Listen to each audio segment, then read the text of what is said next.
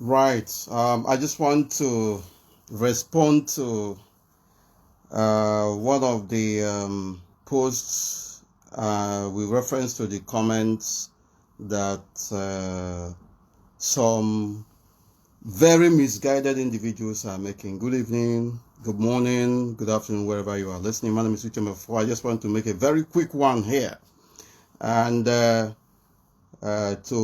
once again put the record straight. The Fulani will always revenge injustice according to El Rufai. And who are the people that he is making this reference to, these threats and all that to?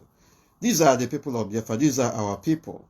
And for avoidance of doubt, we must at all times methodically and professionally, if you like, deal with issues of our time. Some people say that they are going into armed struggle and all that. And we have maintained that we don't want armed struggle in Biafra land because we know the implications of it.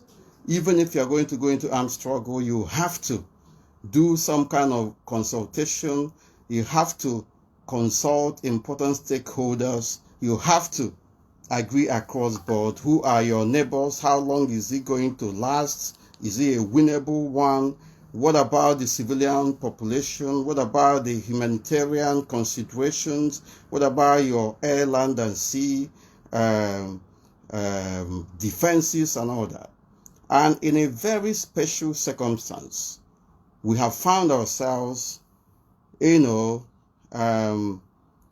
asking certain questions, asking certain important, critical questions that we have not been able to provide answers to. I will not go into that for now, but I want to respond to some useless comments by some individuals, very misguided comments, I must say. The overzealous individuals that don't know their left hand from their right. And the worst aspect is that they will keep on telling you, teaching you whatever in ignorance and expect you to believe or follow them. And in the process, continue to demonstrate and impose their dictatorial tendencies, dictatorial mindsets on you. El Rufai said just recently that the Fulani will always revenge injustice. And I will read, it's from Punch newspaper, I will read some part of it. The governor of Kaduna State, El Rufai, says that the Fulani tribe will always take revenge whenever they suffer injustice. He, however, said that they accept that whenever they are convicted for crime, they will accept their fate.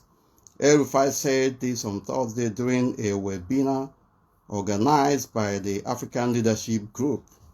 But there are some comments that he made very somewhere along the line regarding our people. And he goes this way. When he was asked why he made the comment and if the Igbo would be justified to take revenge on other Nigerians that killed them during the Civil War. And he went further to, in his response, say that if a Fulani man dies in war, it is different. If a Fulani man is arrested by the authorities and convicted, it is not an issue. What the Fulani never forgets is when he is innocently targeted and killed and the authorities do nothing about it.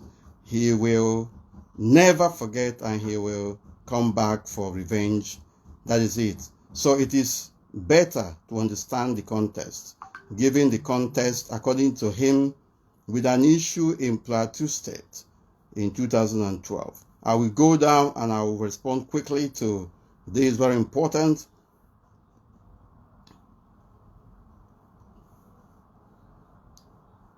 He went further to make reference to the Igbos that they want presidency, for instance, but they keep on threatening everyone. They keep on, making unguarded utterances. And the point remains that all of us know the precarious situation that our people are in Nigeria, that Nigeria remains an abomination to all of us, especially indigenous people, and that the Fulanis have been at the forefront and in the control of top echelon of political power, and they have been unleashing mayhem on innocent, indigenous, unarmed populations. These are issues of interest, and nobody can deny it. It is entrenched, it is being applied with impunity, and nobody says anything. Our political office holder, our members of political class who are at the forefront of defending interests of the people are also, being sometimes criminally silent over the threats directed against our people. And today, from the Middle Belt to the Christians in Kaduna to Yoruba land to Biafra land, a lot of things are happening, a lot of killings are happening. Call them bandits, call them terrorists, call them anything. They are everywhere, rampaging and all that. But our own people in Biafra land, there are a lot of trends coming up. We know that we need security, we need protection. But there has been unorganized approach to protection, to security of lives and property in Biafra land. We have voiced our concerns on that. The elected representatives have their duty and they have to take it responsibly. The members of the public, of course, expect protection from the government. If the government does not provide security for them, they are entitled to protect themselves. It's as simple as that. But the point remains that the misapplication of the principle of self-defense has been the problem we are having today, and we will continue to say it the way it is. Non-armed state, non-state actors, those who are not in government institutions, pro-Biafra groups are one of them, one of the groups, have the right to defend themselves against any oppression, against any violence directed against them. But it is going to be suicidal when pro-Biafra groups, out of no reason or no provocation, go about inciting violence, killing, maiming, destroying lives and property to the extent of destroying infrastructures in Biafra land. That is going to be counterproductive, and that is what it is. And we will not fail to point it out where necessary. And so today I made a post and some people are making some kind of reference. I will for once respond to one or two of them. Somebody said, I thought you are against armed struggle. I thought you were against armed struggle. Why are you then talking about armed self-defense? Self-defense is not about provocation. Self-defense is about defending yourself when you are under attack, when you are illegally attacked. And there is no argument about it. But the problem with our people remains ignorance. We will not allow our people and our land to be submerged into avoidable violence without all of us speaking up. Armed struggle, we will have to define it, we will have to look at it. Let it not be from my own definition. Self-defense has nothing to do with provocation, with inciting of violence. It has it is not about carrying of weapons, going about looking for somebody to attack and all that. It is about defending yourself with either proportionate force or disproportionate force against a counter force being used against you. Self-defense does not mean that you don't have arms. Self-defense does not mean that you are not armed. Self-defense is about how you are using the arms that you have at your disposal. And that is where the distinction is. And a lot of our people have problem with this. It is very, very clear that a lot of our people need so much amount of enlightenment for them to understand what the issues are. For instance, today we talk about security. Today we talk about, protecting ourselves. When you're protecting yourself, you are defensively protecting yourself, not offensively going against the so-called target. Biafrans, if you have arms, keep it with yourself and always be at alert to respond to any attack against life, against your own life. That is self-defense. But for you to carry arms and begin to go about looking for whom to attack and all that, that is no more self-defense. And we will continue to say, it doesn't matter what some unscrupulous individuals are saying, what they are, some of them are lying, some of them are on blackmail, some of them are, but afterwards you will understand that there is nothing you can do about it. It is either we die, and when we die, it is only once, or we continue to live and continue to speak the truth. Our people are ignorant. So many, millions are ignorant. And we continue to ask you not to allow yourself to be brainwashed. Somebody is telling me, I thought you are against armed struggle. And then you begin to, look at these people or the person making this comment from a very critical perspective. You really have to be sorry for the person, because the mentality is very warped. Self-defense, we repeat, does not mean absence of arms. It is about how you use that arm. If you have arm, you either use it offensively or defensively. And we are saying that self-defense demands that you defensively use everything at your disposal to ward off any attack or danger or violence directed against you. It is permissible under the law.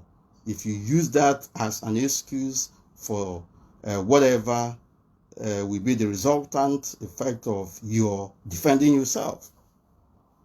But for people to be coming out and be telling you, go there, kill this person, cut that person off, cut his head, destroy this and all that, that is a fundamentally flawed advice and a policy.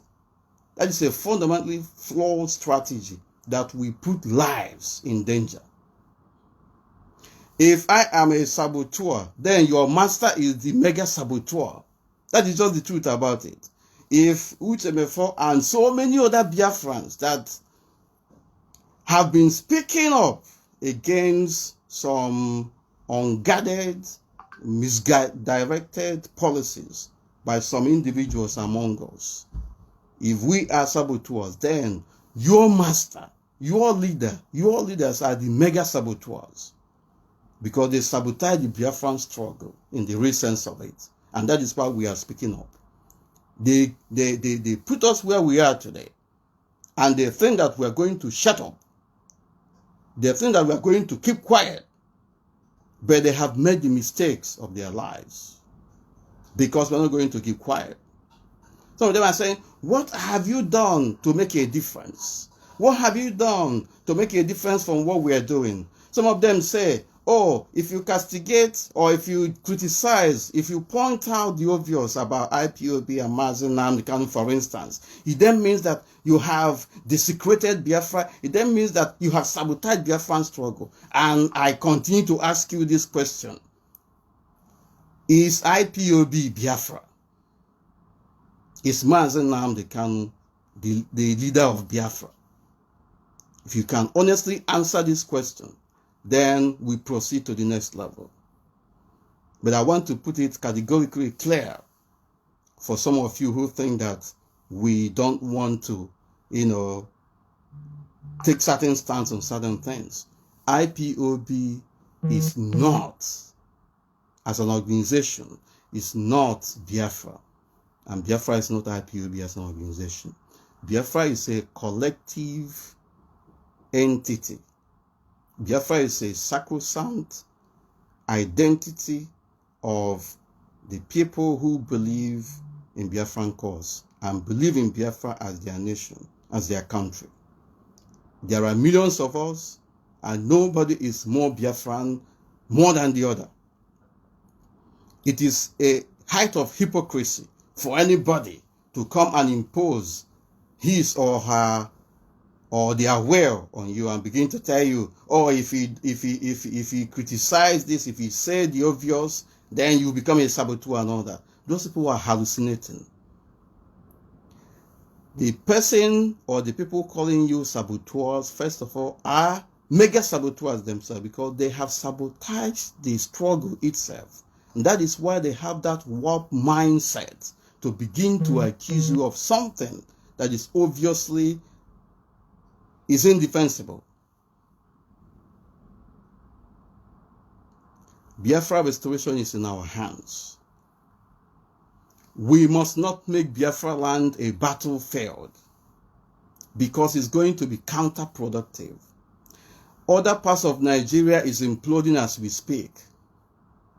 But the moment Biafrans turn Biafra land into theater of war or war front or battleground, what will happen is that all other parts of Nigeria that are having internal disturbances will cease. All those disturbances will cease. They will focus attention on Biafra land. They will militarize Biafra land. And guess what?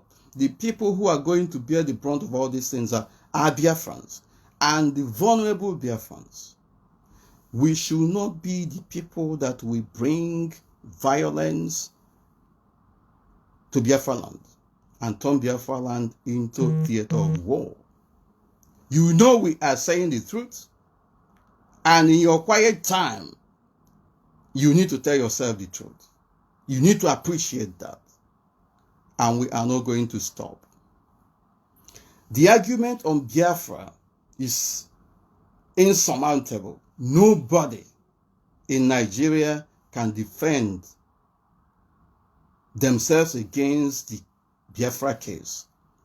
Biafra case, the argument on Biafra is sacrosanct. It is an audacious and insurmountable argument. Nobody can win that argument. That is what all pro-Biafra groups believe in. That is what all genuine Biafrans believe in. And so nobody has monopoly of the argument on the issue of Biafra. Anybody giving you that impression is not sincere to herself, to himself, or to themselves. Our people must be very, very vigilant. Very, very vigilant.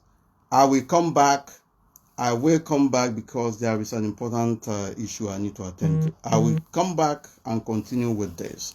Some of our people are indeed very much backwards when it comes to this issue. And nobody will tell me, and of course a lot of us, about the issue of Biafra.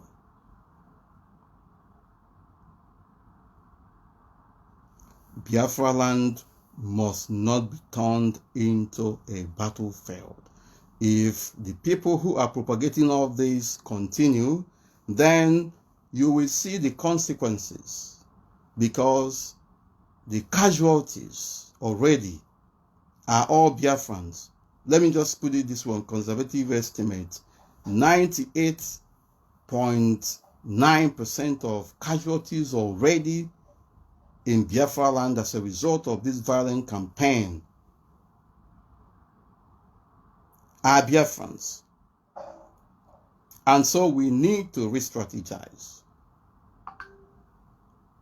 Biafrans should not be the target of this campaign. If the people who are destroying our lives, if the terrorists who are destroying our lives, if the Nigerian state and their agents that are destroying our lives are not in Biafra land, then we shouldn't turn the guns, the weapons of warfare against Biafrans. That is what we are saying here. We must defend ourselves against aggression, against violence directed against us, because we have the right to live. Nobody is against defense of Biafra and Biafran people. And for pro-Biafra groups to play safe, it is in our place to hold whatever we have and defend ourselves when we are attacked. Of course, we have to be at our alert at all times. Implementation of security policy is not legitimately the role of pro-Biafra groups. However, it is in their place to defend themselves. This is a very simple thing, and so many people, millions, don't understand it. But we'll continue to say it. If we are nobodies, then you are nobody as well. If we are saboteurs, you are, in the first place, you are first a mega saboteur. We will be back in a minute, and I'll continue at some point, maybe within the next 1 hour.